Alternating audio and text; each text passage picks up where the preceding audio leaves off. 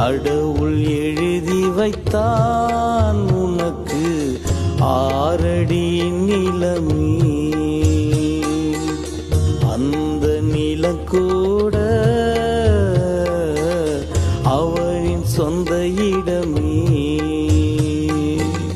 கடவுள் எழுதி வைத்தான் உனக்கு 6 அடி நிலமே.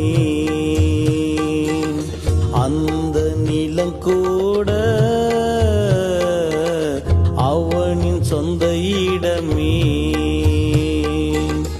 உலகை படைத்தான் உன்னையும் படைத்தான், உறவிடம் தந்து உறவளித்தான்.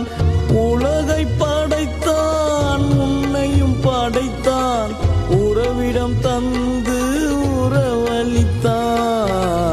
உண்மை புரிகிறதா உனக்கு? உண்மை தெரிகிறதா?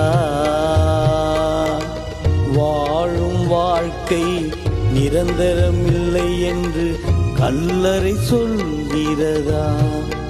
இன்று கல்லறை சொல்கிறதா?